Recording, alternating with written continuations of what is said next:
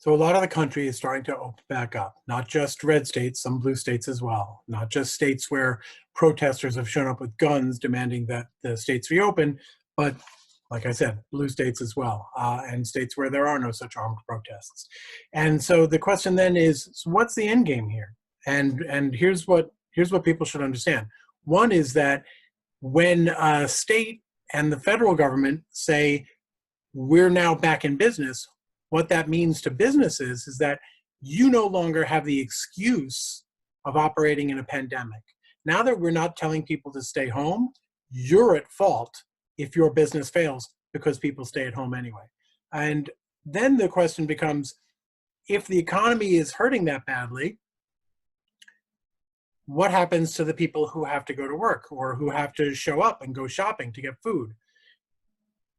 When they go out into these places that are now open, right, because the government has now said you can be open now, what happens if they get coronavirus? What happens if you go to work because your boss has said, I will fire you if you don't show up. I don't care about the coronavirus. I don't care what you think about the safety conditions here. I don't care that you mind that we don't force customers to wear masks. Same thing with customers. You show up at a store and they're not taking precautions because the government no longer says they have to, you could catch the virus. And there are other things going on behind the scenes as we open up. One is the companies that got the relief money, what are they doing with it? Are they really using it to protect their payrolls, to protect their headcount, to keep people employed, or are they using it for whatever they want? And banks that were supposed to lend money out to people, to businesses that needed it, are they giving it to those who need it most? Or are they giving those loans, our money, taxpayer money, are they giving those loans to their existing customers, their favorite customers? All of those are legal questions in some regard.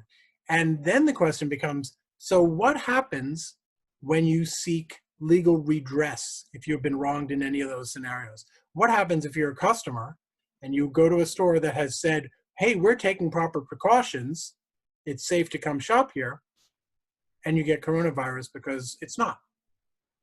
What happens if you report or you find out about your company profiteering off of taxpayer dollars that they have? What do you do about that? What happens if your business does not get a loan because you weren't already a favorite customer of the bank?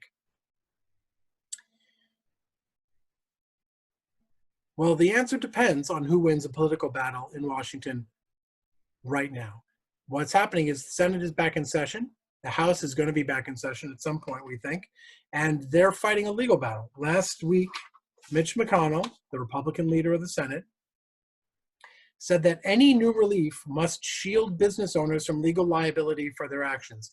In other words, the scenario now under the McConnell plan is if you are the victim of or even know about wrongdoing related to coronavirus, we're going to take away your rights to do anything about it, to get justice, to even report it.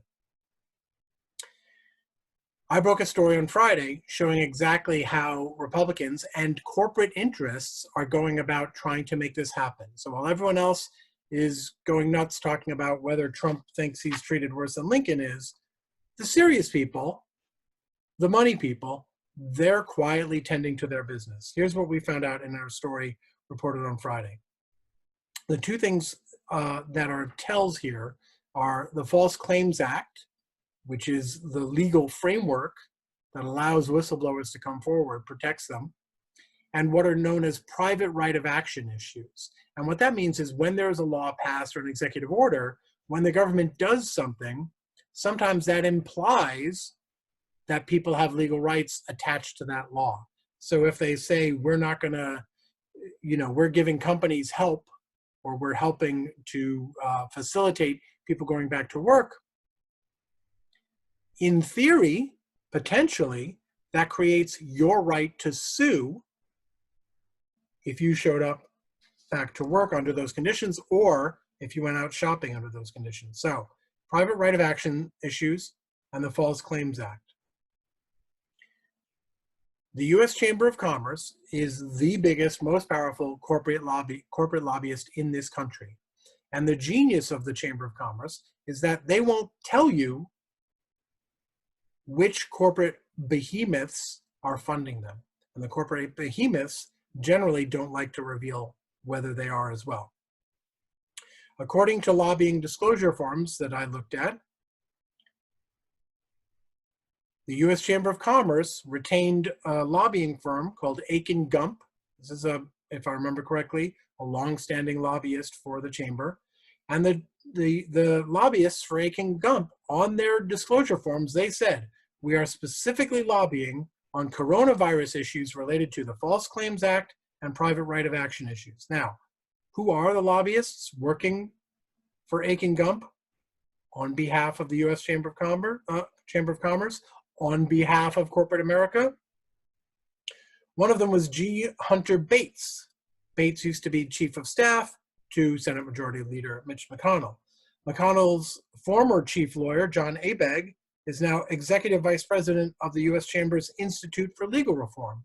In other words, it's not enough that the U.S. Chamber of Commerce exists to sort of whitewash what corporate America is trying to do. The chamber also has its own organizations, one step removed, but obviously institutionally and in terms of their priorities, there's no daylight between them. McConnell's former chief lawyer, John Abegg, now executive vice president of the Institute for Legal Reform, which is the chamber's. The Institute for Legal Reform does its own lobbying. Abegg, McConnell's former guy, is a registered lobbyist. He and other ILR chamber lobbyists disclosed contacting the Senate, House, Treasury, and the Department of Justice about coronavirus legislation, quote, including issues related to the False Claims Act. Now, the chamber's most prominent lobbyist is its public face, a guy named Tom Donahue. He's their CEO.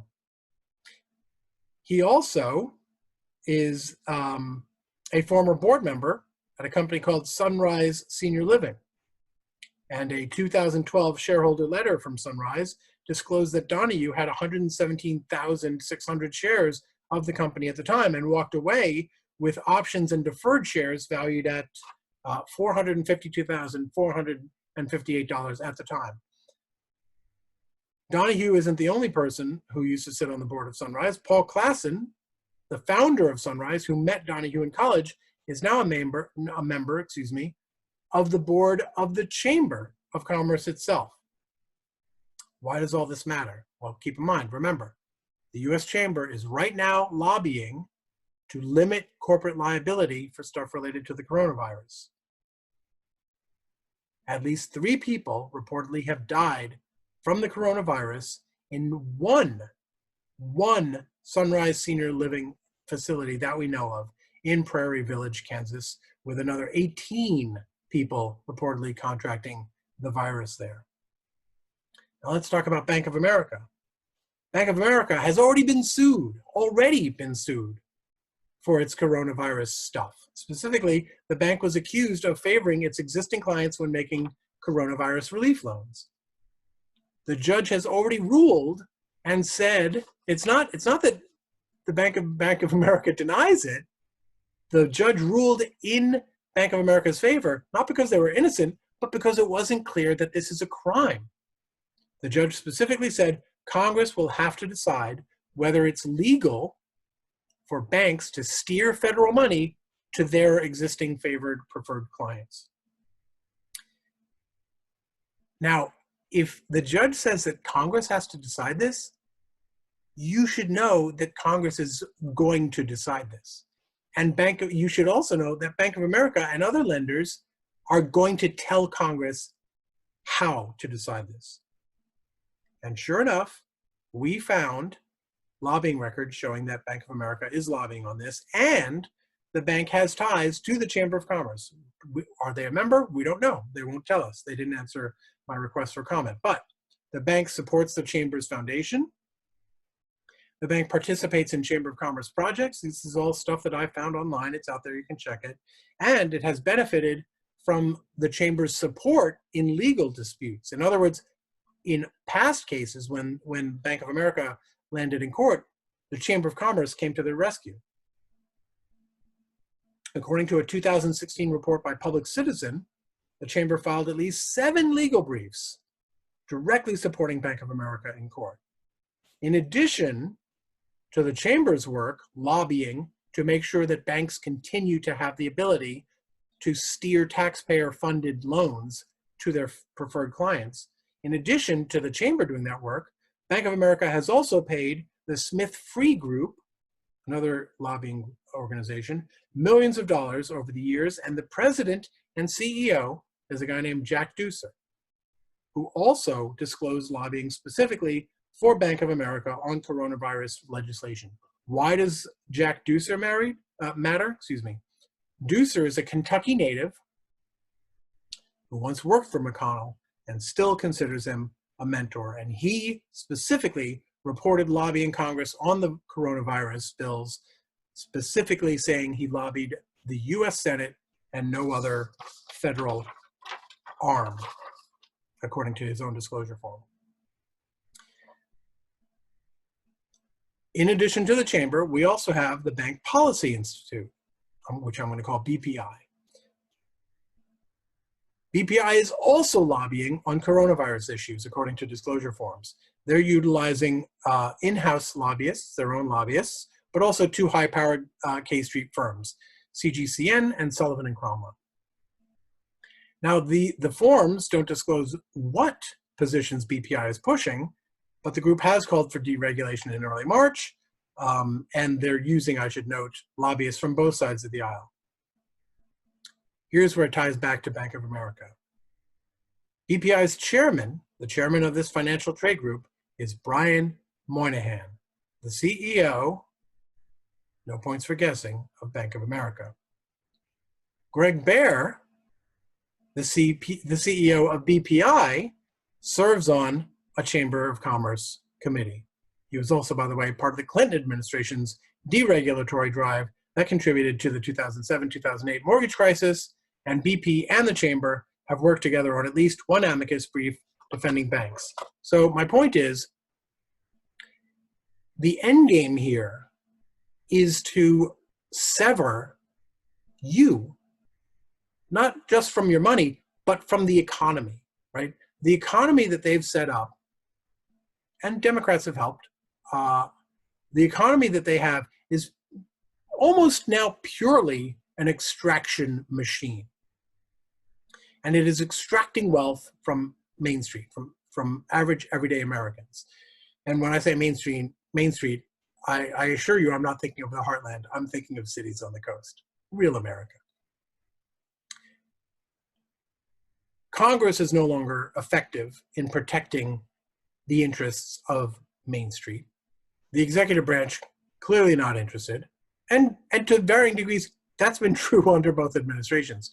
What we have going on right now is a secret hidden battle to make sure that, in addition to being abandoned by the legislative and executive branches, you also will be unable to find help from the judicial branch, because they are going to rewrite the laws so that you have no rights and no recourse and no justice.